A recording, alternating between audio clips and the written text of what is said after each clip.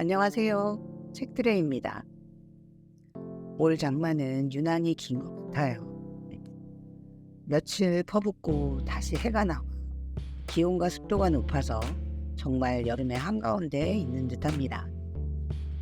어제 온 비로 뒷집 호박은 더 살이 올라 볼 때마다 덩쿨에서 떨어지지 않을까 아침마다 안부를 묻게 되네요.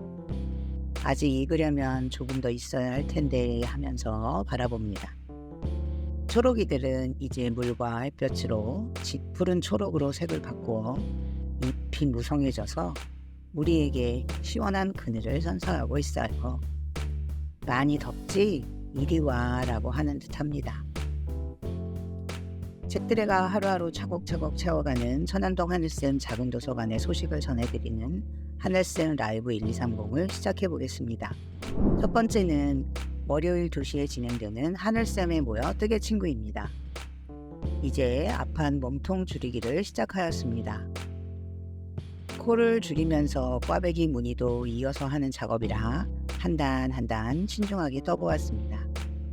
그리고 오늘은 활동가 선생님이 그림책을 읽어주셔서 눈과 손은 뜨개, 귀는 그림책에 귀를 기울이며 즐거운 함뜨를 하였습니다.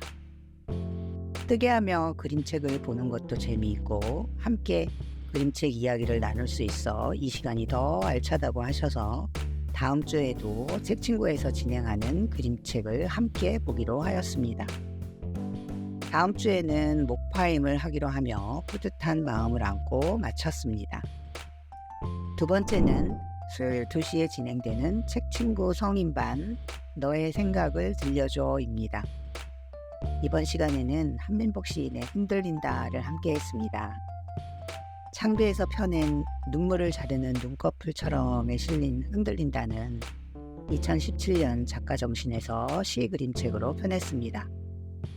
서대문 구립과 작은도서관에 이 책이 귀해서 이번에는 서울도서관 전자책으로 감상을 시도해 보았습니다. 그런데 좌우 그림이 맞지 않아 감상에 큰 아쉬움이 남았고 지면으로 만나는 그림책에 감사하며 한 분씩 돌아가며 각자의 감정을 담아 낭송해 보았습니다. 같은 시이지만 낭송하는 분에 따라 각자의 개성이 보이고 흔들림을 바라보는 각자의 느낌이 다름을 알게 되었습니다. 강화도에서 가진 것 없어도 동막에서 이웃들과 즐겁게 삶을 노래하는 시인을 생각하며 서울 하늘 아래서 우리들도 도서관에서 시인의 작품을 읽으며 우리들의 삶을 노래해 보았습니다. 세 번째는 수요일 4시에 진행되는 책친구 초등반 너의 목소리를 들려줘입니다. 이번 주에는 성인 책친구에서 다루었던 김소월 시인의 엄마야 누나야를 함께 했습니다. 우리 친구들은 이 시를 어떻게 받아들이는지 어떤 느낌이 드는지 이야기해보고 싶었습니다. 책 제목으로 별명을 지어보자 하니 친구들은 약속식당, 꼭꼭 숨어라, 여우야 여우야 뭐하니, 옹달샘, 흔한 남매라는 별명을 지었습니다.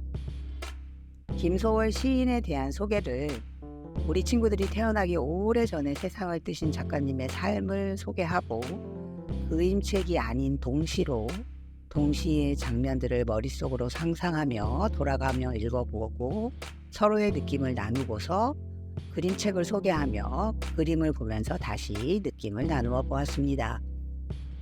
그림책을 먼저 보고 나면 시의 장면들이 바로 그 그림으로 기억되는 것 같아서 동시를 상상하며 읽어보고 그림을 그리신 작가님의 그림을 보며 내가 상상한 그림과 무엇이 다른지 그림 작가님은 어떻게 시인의 감정을 표현했는지를 찾아보는 시간을 가졌습니다. 영상 미디어에 많이 노출되고 있는 친구들이 문자와 활자로 표현되어진 책이 더 많은 상상을 할 수 있다는 것을 알게 하고픈 마음이었습니다. 네 번째는 초등책 친구들을 찾아온 마술봉사단 나는야 꼬마 마술단 소식입니다. 아쉬운 마지막 시간입니다. 하늘쌤과 인연을 맺으신 봉사자 선생님의 재능 기부로 진행되어진 프로그램으로 책 친구들의 열렬한 호응이 있었던 시간입니다. 주경선 작가님의 동그리와 푸르기의 체조로 동화 구연과 드롬링 마술 체험이 진행되었습니다. 호기심 가득한 책 친구들의 반짝이는 눈빛과 여러 번의 연습 끝에 성공했을 때 세상 가장 행복해하는 미소를 볼 수 있었습니다. 다섯째는 수요일에 진행된 책들의 회의입니다. 책들의 활동가들은 도서관 데이가 없는 7, 8월에 하반기 도서관 데이에 쓸 그림책을 준비합니다. 각자 읽어주면 좋을 그림책을 찾아오고 함께 토의해서 연령대를 상의하고 그에 따른 책놀이도 토의합니다. 서대문구 도서관에 이런 책이? 하고 놀라며 숨은 보석 같은 책을 찾기도 하고 새로 나온 그림책도 꼼꼼히 체크하며 어떻게 읽어줄지 생각하고 즐거워할 도대 친구들의 얼굴을 상상하며 즐겁게 준비하고 있습니다. 여섯 번째는 책 친구 역량 강화 교육 소식입니다. 어린이와 작은 도서관 협회에서 주관하는 책 친구 사업 참여자들을 대상으로 2회차로 진행되었고 하늘쌤 작은 도서관 활동가도 참가하였습니다. 한미화 작가님을 모시고 나를 만나듯 너를 읽는 법이라는 주제로 마달레나 모니스 작가님의 오늘 내 마음은 을 주제책으로 가지고 그룹 토의를 진행하며 내가 아닌 누군가의 감정을 읽어보고 이해하는 법을 배웠습니다. 같은 그림을 보며 우리는 서로 다른 지금 나의 감정에 충실할 수 있었고 같은 그림에도 각자의 감정에 따라 다르게 보이고 그 이유를 들어보며 서로에 대해 이해할 수 있었습니다. 언제나 교육 프로그램을 참여하면 나 자신이 조금 더 넓어지는 느낌을 가지게 됩니다. 이 그림책으로 하늘쌤에서도 함께 나누는 시간을 가지면 좋겠다는 생각을 하게 되었습니다. 일곱 번째는 금요일 2시에 진행되는 하늘쌤에 모여 켈리 친구입니다. 더운 날씨에도 한 분 빠짐없이 참여해 주셔서 놀라기도 하고 고맙다는 생각을 하였습니다. 시집 여러 권을 준비하여 읽어보며 오늘은 어떤 글귀에 마음이 가는지 어떻게 쓸까, 어떻게 표현하여 그리면 좋을까 생각하며 연습하고 한 작품을 완성해 보았습니다. 모든 글을 쓰기보다는 마음에 다가온 글귀를 쓰며 되새기게 되고 글씨를 쓰고 꾸미는 동안 마음에 자리 잡은 걱정은 뒤로 미루고 켈리에 집중하게 되는 시간이 되어 즐거운 마음입니다. 누구보다 잘 쓰지 않아도 되고 내 마음 가는 대로 쓰고 그리고 하다 보면 시간이 어느새 훌쩍 지나감을 느낍니다. 일주일에 1시간 정도는 이런 시간을 가져야 한다고 이 프로그램 계속 하자고 하시니 프로그램 진행자로 감사한 마음을 가지게 되는 시간입니다. 오늘 함께 하실 시 그림책은 김용택 시인의 사랑과 장석주 시인의 대추 하나리입니다. 책 친구들의 7월은 시와 함께하는 한 달입니다. 소개하고 함께 나눈 그림책을 오늘 여러분과 함께 해보려 합니다. 책 친구들은 책을 읽고 그림과 함께 자세히 보고 나만의 시와 작품을 만들어 보았습니다. 그림책 전권을 보여드릴 수 없어 안타깝지만 가까운 도서관에 아이들과 함께 가셔서 보시기를 권해드리며 시작해 보겠습니다. 먼저 김용택 시인의 사랑입니다. 김용택 글 줄이 그림 바우솔에서 2020년 3월에 편했습니다. 김용택 작가는 1948년 전라북도 임실에서 태어나셨대요. 임실 덕지초등학교 교사가 되면서 책을 읽기 시작했고 책을 읽다가 떠오르는 생각을 글로 썼더니 어느 날 시를 쓰고 있었다라고 합니다. 1982년 시인으로 등단했고 그의 글 속에는 언제나 아이들과 자연이 등장하고 있으며 어김없이 그들은 글의 주인공으로 자리 잡고 있습니다. 정년 퇴직 이후 고향으로 돌아가 풍요로운 자연 속에서 시골 마을과 자연을 소재로 소박한 감동이 묻어나는 시와 산문을 쓰고 계십니다. 시집으로는 섬진강, 맑은 날, 꽃산 가는 길, 강 같은 세월, 그 여자네 집, 나무, 키스를 원하지 않는 입술 등이 있고, 김용택의 섬진강 이야기, 심심한 날의 오후 5시, 나는 당신이 어떤 사람인지 알면 좋겠어요 등의 산문집 다수와 부부가 주고받은 편지 모음집, 내 곁에 모로 누운 사람이 있다. 그 외에 쿵 너는 죽었다 등 여러 동시집과 시 모음집, 시가 내게로 왔다. 어쩌면 별들이 너의 슬픔을 가져갈지도 몰라. 그리고 그림책 할머니 집에 가는 길, 나를 애벌레랑 찾습니다. 사랑 등 많은 저서가 있고, 태어나고 자란 곳에서 평생 살았으면 했는데 용케 그렇게 되었고, 많은 사람들에게 과분한 사랑을 받았다고 생각하여 고맙고 부끄럽고 또 잘 살려고 애쓰신다고 합니다. 그림을 그리신 주리 작가님은 대학에서 시각 디자인을 공부했으며 특유의 감성과 분위기로 마음속에 오래 기억될 수 있는 좋은 그림을 그리고자 늘 노력하고 계시다고 합니다. 그동안 그리신 책으로는 달팽이 학교, 한계령을 위한 연가, 할머니 집에 가는 길, 사랑, 달려라 꼬마 등이 있으며 6번째 사요코, 방과후 등 다수의 소설 표지 그림을 그렸습니다. 사랑을 통해 성숙해지는 우리들의 사랑을 노래한 그림책입니다. 김용택의 시 사랑을 말하면 많은 사람들이 대표적인 사랑시, 아주 오래전부터 좋아하던 시, 봄이 되면 더 생각나는 시, 그리고 가슴이 아련해지는 시라고 표현을 많이 합니다. 그만큼 사랑에 대한 절절함과 감성을 잘 표현한 시로 예전부터 그래왔지만 앞으로도 두고두고 불릴 아름다운 시입니다. 당신과 만남으로 하여 세상에 벌어지는 일들이 나와 무관하지 않았다는 것을, 이 세상에 태어난 것을 고맙게 배웠습니다. 길가의 풀꽃 하나만 봐도 당신으로 이어지던 날들 등 귓가를 맴도는 시 구절은 인생의 한 페이지를 아련하게 떠올리며 각박한 현실에서도 꿈과 사랑을 잊지 않도록 가슴을 두드립니다.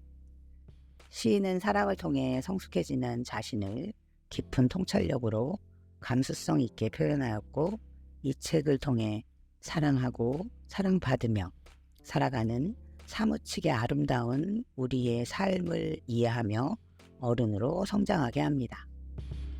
주의화가 특유의 스타일로 재해석한 그림이 시의 세계를 더욱 확장합니다.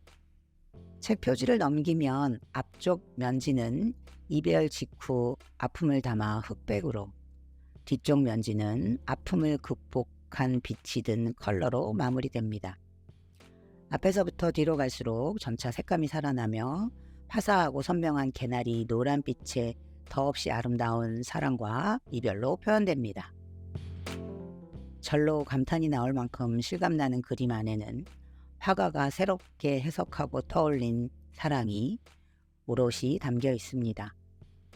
시의 세계를 온전히 존중하면서 완전하게 자신만의 스타일로 재해석한 색다른 사랑을 보고 느끼게 됩니다. 두 번째 그림책은 대추 하나리입니다. 장석주 글 이야기꽃에서 2015년 10월에 펴냈습니다. 장석주 작가님은 시인, 산책자 겸 문학 노동자이고 서재와 정원과 여행을 좋아하신다고 합니다. 지금은 전업 작가로 파주에 살며 책을 쓰거나 강연에 나서고 계시고요.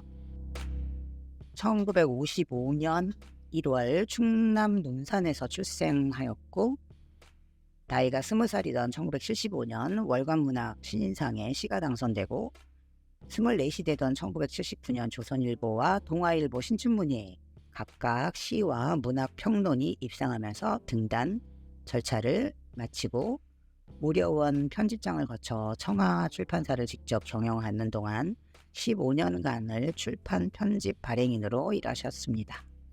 또 국악방송에서 3년여 동안 문화사랑방, 행복한 문학 등의 진행자로도 활동하셨고, 2000년 여름에 36해 동안의 서울 생활을 접고 경기도 안성의 한적한 시골에 집을 짓고 전업 작가의 삶을 꾸리고 계십니다. 한 잡지는 장석주 작가님을 소장한 책만 2만 3천여 권에 달하는 독서광 장석주는 대한민국 독서광들의 우상이다.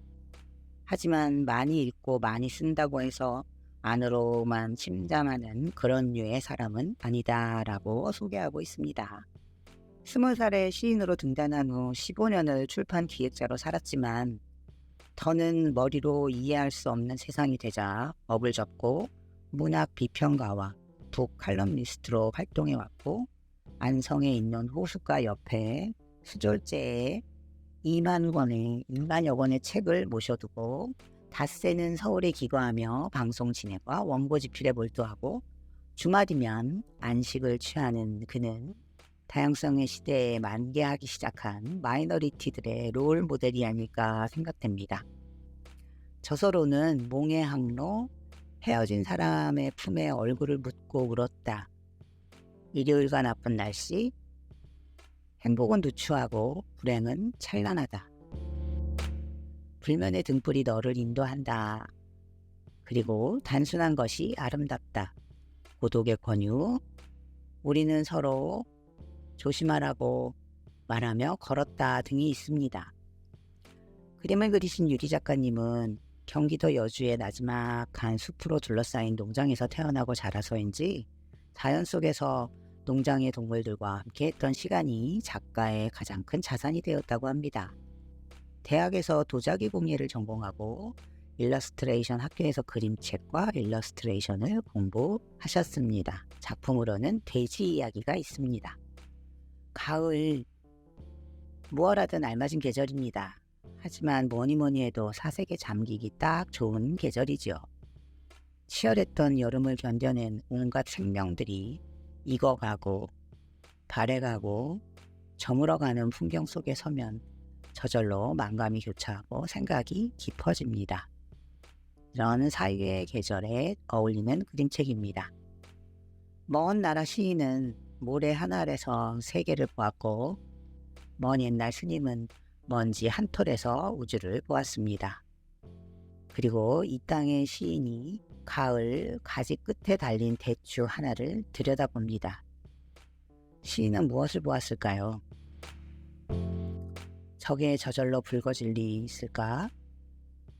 저게 저 혼자 둥그러질 리 있을까?